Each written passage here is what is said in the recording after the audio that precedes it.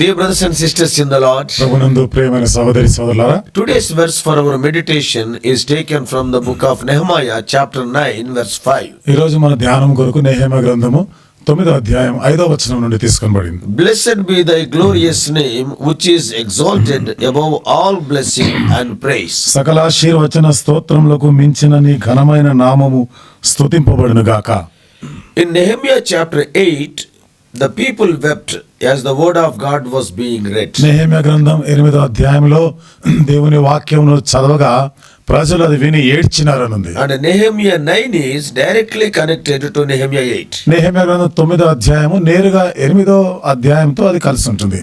They came under conviction when they realized how seriously they and their forefathers have sinned against God. వారు తమ పితరులైన వారు దేవునికి వాళ్ళ విరోధం ఎంత తీవ్రంగా పాపం చేసినారో అన్న సంగతి గ్రహింపులోనికి వచ్చినప్పుడు ఒప్పించబడ్డారు. So the weight of conviction was so powerful and purposeful that led to their confession and repentance. వాడు ఒప్పుకొనుట అనేది ఎంత గొప్పదిగా ఉందంటే వాళ్ళు ఒప్పుకుంటూ మారు మనసు పశ్చాత్తాపపడుతుండినారు. And all of the people had gathered together for a time of worship. ప్రజలందరూ కూడా ఆరాధన చేయుట కొరకై వాళ్ళు సమకూరినారు. And at the heart of their worship was the confession of their sins in prayer. వారి ఆరాధనలోని ముఖ్యమైనటువంటి భాగము ప్రార్థనలో తమ పాపములు ఒప్పుకుంటున్నారు. Also they were adoring and exalting God. ఆ దేవుణ్ణి వాళ్ళు ఘనపరుస్తా ఉన్నారు, దేవుణ్ణి వారు మహిమపరిచినారు. God had been so patient with them, compassionate. దేవుడు వారి ఎడల ఎంత దీర్ఘశాంతం చూపించాడు, ఎంత జాలి And చూపించాడు. he was so faithful towards them. వారి ఎడల ఎంత నమ్మదగిన వాడుగా ఉన్నాడు. So the meditation on all of his gracious acts towards them was a major component of this time of corporate worship. వారి ఎడల దేవుడు చూపించినటువంటి ఆ జాలి, దయ, కరుణ ఇవన్నీ కూడా మరి వాళ్ళు సమిష్టిగా కూడి ఆరాధన చేస్తున్న ఆ క్రమంలో ఇది ముఖ్యమైనటువంటి విషయంగా చూస్తున్నాం. This confession thing is much needed in our lives also. మన జీవితాల్లో కూడా ఒప్పుకోలు అనేది చాలా అవసరమైనటువంటి. When we confess like that, ఆ విధంగా గాని మనం ఒప్పుకుంటే it will not lead to despair at all. There is no need of discouragement or despair in our lives. అలాంటప్పుడు మన జీవితంలో నిరాశ, నిస్పృహ పరిస్థితి గుండా వెళ్ళే అవసరం ఉండదు. But rather to rejoicing over the extent of God's love to you in Christ. By seeing that love, you can rejoice. అయితే క్రీస్తునందు దేవుడు చూపించినటువంటి ఆ ప్రేమను బట్టి మనం సంతోషించగలం. Confession of our sins is an essential action to have a strong relationship with Jesus Christ. యేసుక్రీస్తు ప్రభువారితో బలమైనటువంటి సంబంధం, బాంధవ్యం కొనసాగాలంటే ఒప్పుకోలు, పశ్చాత్తాపం అనేది చాలా అవసరం. So the picture we see here in Nehemiah 9. ఇక్కడ నెహెమ్యా గ్రంథం 9వ అధ్యాయంలో మనం చూస్తున్న ఈ దృశ్యము. So it is the people of God throwing and casting their sins in the Lord to the Lord in confession. దేవుని ప్రజలైన వారు వారి ఒప్పుకోలులో తాము చేసిన తప్పుదములు, పాపములు అన్ని కూడా ఆయన ఎదుట వేస్తున్నారు. And they believed that the Lord has forgiven them. దేవుడు వారిని క్షమించినాడని వాళ్ళు నమ్మినారు. That's why in response they are involved in praise and thanksgiving. అందుకనే అందుకు స్పందనగా వాళ్ళు కృతజ్ఞత స్తుతులు చెల్లిస్తా ఉన్నారు. So they involved in celebration as they have experienced the renewing and restoration of God's awesome forgiveness. దేవుని యొక్క మహా గొప్ప క్షమాపణని వాళ్ళు అనుభవించిన వారే, నూతన పరచబడిన వారే అక్కడ వాళ్ళు ప్రభువుని స్తుతిస్తా ఉన్నారు. Oh, they were making their sins known. Openly they are confessing. వాళ్ళు బహిరంగంగానే వారి పాపములను ఒప్పుకుంటా ఉన్నారు. Oh, we also must be like unto them. మనం కూడా వారి వలె ఉండాలి. God is patient towards us also. దేవుడు మన ఎడల కూడా ఎంతో ఓరిమి చూపిస్తా ఉన్నాడు. Why so much jubilance on that day? అది నాన్న ఎందుకని వాళ్ళు అంత సంతోషించినారు? We all know what the scribe Ezra and the leader Nehemiah did. Sastry అయిన ఎజ్రా మరి నాయకుడైన నెహెమ్యా వాళ్ళు ఏమి చేసినారో మనకు తెలుసు. Not only building the physical walls of the Jerusalem temple, యెరూషలేము దేవాలయం యొక్క భౌతికమైన ఆ యొక్క ప్రాకారాలు నిర్మించడం మాత్రమే కాకుండా they were involved in a much greater task. వారు మరింత ఎక్కువైనటువంటి ఆ పనిలో ఉండినారు. We are seeing here that the people making serious attempts at reconnecting with God. ప్రజలు దేవునితో మరలా వారు కలుసుకునే దానికి, ఆ సంబంధం పునఃస్థాపితం చేసుకునే దాని విషయంలో వాళ్ళు ఎంత తీవ్రంగా పరిగణించినారు. It all started with the word of God. ఇదంతా కూడా దేవుని వాక్యముతో ఆరంభించబడింది. That's why the word of God must play a vital role in our lives. అందుకనే మన జీవితంలో దేవుని వాక్యము ప్రధానమైనటువంటి ప్రాముఖ్యమైనటువంటి పాత్ర వహించాలి. The Holy Spirit uses the word of God to convict us. పరిశుద్ధాత్మ కూడా మనల్ని ఒప్పించడానికి దేవుని వాక్యమునే ఉపయోగిస్తుంది. The word of God is like the sword of the Spirit. దేవుని వాక్యము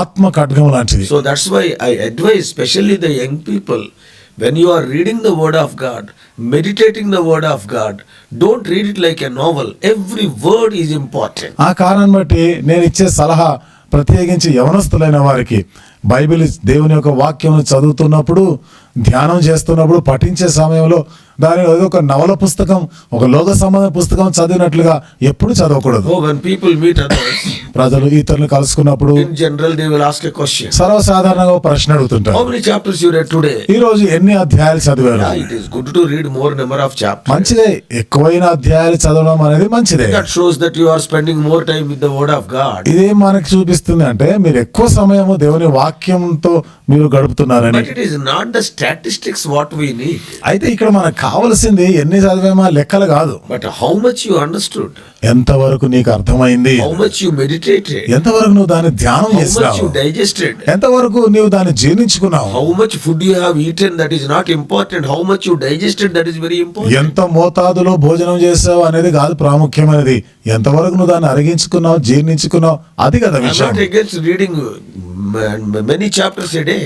దినానికి ఎక్కువైన అధ్యాయాలు చదివే విషయంలో నేనేం వ్యతిరేకించడం లేదు. Read the word of God. చదవండి, దేవుని వాక్యం చదవండి. But how much we are digesting, how much we are experiencing, and how much we are applying in our life. ఎంతవరకు ఆ వాక్యాన్ని జీర్ణించుకుంటూ మన జీవితాలకు మనం వాటిని అన్వయించుకుంటున్నాం, ఎంతవరకు మనం దాన్ని అర్థం చేసుకుంటున్నాం, అది అవసరం The మనకు. word of God will play a pivotal role in our spiritual life. కాబట్టి మన ఆత్మీయ జీవితాల్లో దేవుని వాక్యం అనేది ఎంతో ప్రధానమైన పాత్ర On పోషిస్తుంది. that day also it started with the word of God. ఆ దినాన్న కూడా అది దేవుని వాక్యంతోనే ఆరంభించబడింది. Then it followed by repentance and sorrow. ఆ తర్వాత పశ్చాత్తాపం, వాళ్ళు దుఃఖిస్తూ ఉన్నారు. And we have to remember that the majority of these returnees were born in Babylonian captivity. ఇక్కడ ఓ విషయాన్ని గుర్తుపెట్టుకోవాలి, తిరిగి వచ్చిన వారిలో ఎక్కువ శాతము బబులోనులో పుట్టిన వారు వాళ్ళు. And they were the new generation that has returned from exile for the first time to Jerusalem. వాళ్ళు చెర నుండి యెరూషలేమునకి వచ్చారే, మొట్టమొదటిసారిగా వాళ్ళు యెరూషలేముకి వచ్చినారు Of వాళ్ళు. course, some older priests and Levites were also there.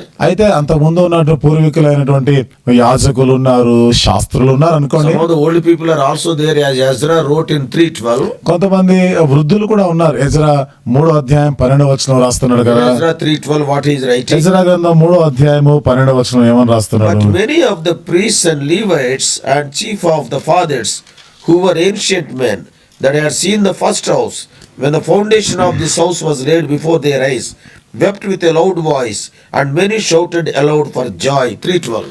3వ అధ్యాయం ఎజ్రా గ్రంథం 12వ వచనము. మునుపటి మందిరమును చూచిన యాజకులలోను, లేవీయులలోను, కుటుంబ ప్రధానులలోను వృద్ధులైన అనేకులు ఇప్పుడు వేయబడిన ఈ మందిరం యొక్క పునాదిని చూచి గొప్ప శబ్దంతో ఏడ్చిరి. అయితే మరి అనేకులు సంతోషం చేత బహుగా అరచిరి. So, but for the younger ones who saw this for the first time, they shouted for joy. అయితే ఇప్పుడు వచ్చిన ఈ నూతన తరం మొట్టమొదటిసారిగా ఆ మందిరాన్ని వాళ్ళు చూసినప్పుడు వాళ్ళు కేకలు వేసినారు. Now, what Nehemiah 9 tells us? Nehemiah 9వ అధ్యాయం ఏమని చెప్తుంది They మనకి? did not depart after the feast of the tabernacles.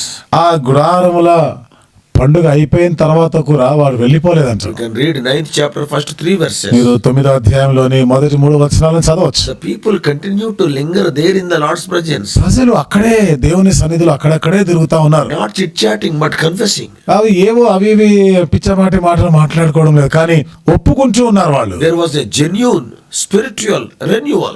ఆత్మ సంబంధమైన వాస్తవికమైనటువంటి ఒక నూతనత్వం అనేది వచ్చింది అక్కడ. So true renewal can only take place with the conscience of sin in the light of the word of God. నిజమైనటువంటి నూతనత్వం ఎప్పుడు వస్తుంది? దేవుని వాక్యపు వెలుగులో నీవు ఆ తప్పు చేసావు అనేటువంటి ఆ స్పర్శ నీకు కలగాలి. Unless we know that we have missed the mark, we have no more to return to. మనం గురి తప్పేమనేటువంటి సత్యాన్ని మనం ఎరగకపోతే తిరిగి వచ్చేటువంటి ఆ ప్రసక్తే ఉండదు. The Spirit of God worked in their hearts. దేవుని ఆత్మ వారి హృదయాల్లో పనిచేసింది. Not only the people but the leaders, Ezra and Nehemiah also confessed like that. ప్రజలు మాత్రమే కాదు, నాయకులైనటువంటి ఎజ్రా, నెహెమ్యా లాంటి వారు కూడా ఒప్పుకున్నారు. అదే విధంగా ఒప్పుకున్నారు. You వాళ్ళు can కూడా. read their prayers in Ezra chapter 9 and Nehemiah chapter 1 respectively.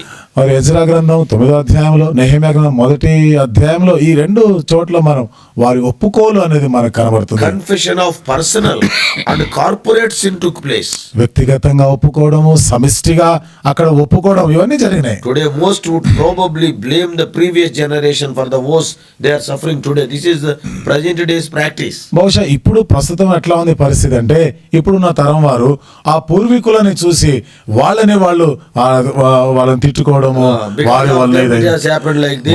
వాళ్ళు చేసిన దానికే ఈ రోజు మనకి ఈ గతి పట్టింది. Today's problems are because of their failure. ఈ రోజు ఇన్ని సమస్యలు రావడానికి కారణం ఆ పూర్వీకులు వాళ్ళు చేసిన తప్పులే అనేటువంటి తరం ఇప్పుడు. They will not confess, they will blame other people. కాబట్టి వీళ్ళు ఇక్కడ ఒప్పుకోరు కానీ ఇతరులను నిందిస్తూ నేరం And they మోపుతుంటారు. will excuse themselves. అంతే తమ్మును తాము పర్వాలేదు మేమేం చేశాములే అనుకుంటారు. They point their finger somewhere else.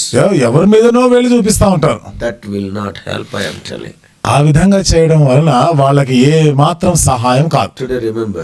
ఈ రోజు మీరు గుర్తు పెట్టుకోండి, So brother has done like that, that's why we are in this situation. ఫలానా ఆయనండి, ఫలానా సహోదరుడు అట్లా చేశాడు కాబట్టి ఈ రోజు మాకు ఈ గతి పట్టింది అంటారుగా. Blame like that, will it solve the problem? ఆ విధంగా మీరు నిందిస్తా ఉన్నారు అనుకోండి, మీ సమస్యకి పరిష్కారం వస్తుందా? Confess your sins. మీ పాపములను ఒప్పుకోనండి, Confess your failure. మీ తప్పిదాలు పొరపాట్లు ఒప్పుకోనండి. God will show extra compassion. దేవుడు మీకు అధికమైన జాలి చూపిస్తాడు. So blaming the earlier generation, no doubt they must have committed some mistakes, but that will not help today. పూర్వం ఉన్న తరములో వారు పొరపాట్లు చేసి ఉండొచ్చేమో, ఏ అనుమానం లేదు.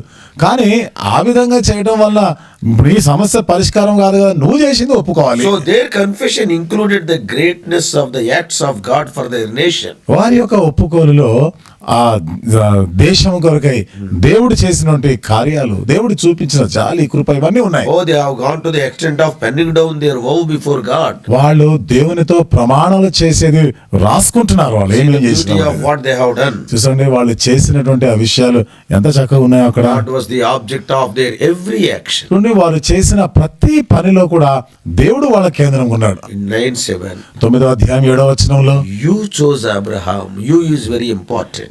నీవు అబ్రహామును ఏర్పరచుకున్నావు. నీవు అనే మాట In ప్రాముఖ్యమైనది. 9:8 first part, 9వ అధ్యాయం 8వ వచనంలోని మొదటి భాగంలో you found his heart faithful to you. అక్కడేమంటాడు ఆయన, నీవే అతడు నమ్మకమైన మనసు గలవాడని నువ్వు ఎరిగి ఉన్నావు. You made a covenant with him. నీవు అతనితో నిబంధన చేసినావు. The second part of verse 8, 8వ వచనంలో 2వ భాగంలో, you have kept your promise because you are righteous.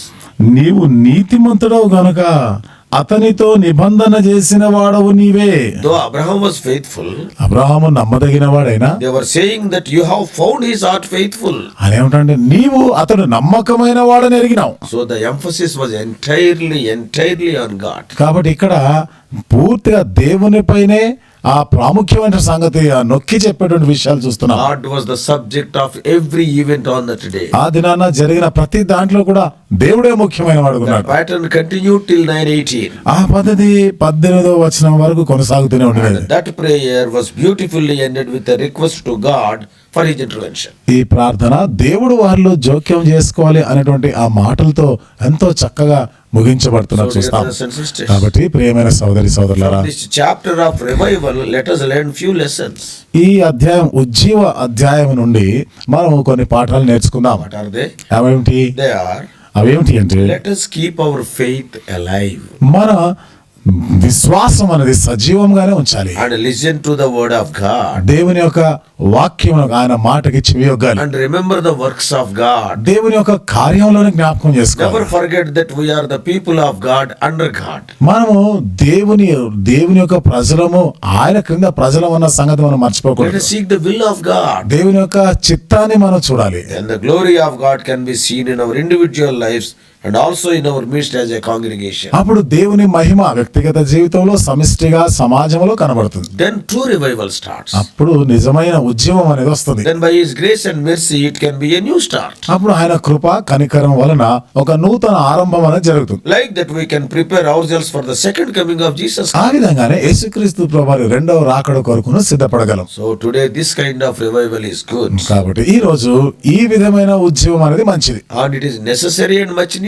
ఇది మనకి ఎంత అవసరమైనది, తప్పక మనకు కావాల్సినది అది. May God help us to follow these principles for our own edification. మరి మన క్షేమాభివృద్ధి కొరకే ఈ నియమాలను పాటించలాగిన దేవుడు సహాయం May చేయను. God bless you. దేవుడు మిమ్మల్ని దీవించిన గాక. Shall we pray? ప్రార్థన చేసుకుందాం. Loving Heavenly Father, ప్రేమగల మా పరలోకపు తండ్రి, Lord, we thank you for leaders like Nehemiah, Ezra, and Zerubbabel. దేవ నెహెమ్యా, ఎజ్రా, యెరుబ్బాబెల్ లాంటి నాయకులను బట్టి మీకు వందనాలు చెల్లిస్తున్నాము. Probably they must not have committed any mistake. బహుశా వారు ఏ తప్పిదం చేసి They ఉండకపోవచ్చు. are the people having so much burden for the work of the Lord. ప్రభు కార్యాల గురించి ఎంత భారం ఉండినటువంటి వాళ్ళు, But they have not shown themselves as great righteous people before the ordinary people. అయితే తమను తాము సామాన్య ప్రజల ఎదుట మేమేదో గొప్ప నీతిమంతులం అని వాళ్ళు ఎప్పుడు They కనపరుచుకోలేదు. identified themselves with ordinary people. సామాన్య ప్రజలతో తమను తాము ఐక్యపరుచుకున్నారు. They encouraged the people, O Lord, by the word of God, to confess their condition. దేవుని వాక్యం ద్వారా వారి స్థితిని ఒప్పుకొనులాగా వాళ్ళని బలపరిచి ప్రోత్సహించినారు. They themselves also confessed, O Lord.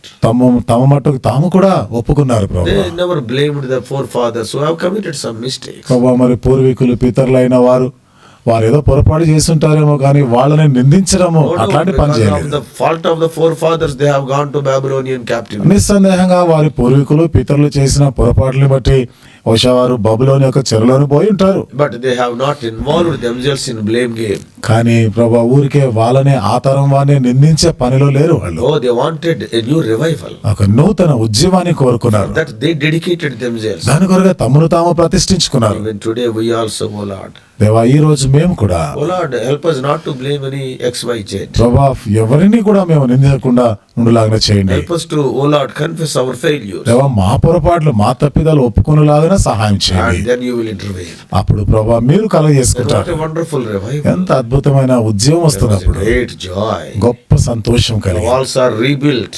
ఆ ప్రకారాలు పునర్నిర్మించబడ్డాయి. O Lord, do something during our days. దేవా, మేమున్న ఈ కాలంలో ఏదైనా Guide us, O Lord, throughout this day. దేవా, దినమంతా కూడా మీరే మమ్మల్ని నడిపించండి. We do pray in the mighty name and rest-giving name of our Lord and Savior Jesus Christ. మా ప్రభువును మా రక్షకుడైన యేసుక్రీస్తు వారి బలమైన నామములో, విశ్రాంతినిచ్చే నామములో ప్రార్థించి వేడుకుంటున్నాము తండ్రి. ఆమేన్. To all, please subscribe for more spiritual messages to the YouTube channel John Victor Telugu Messages.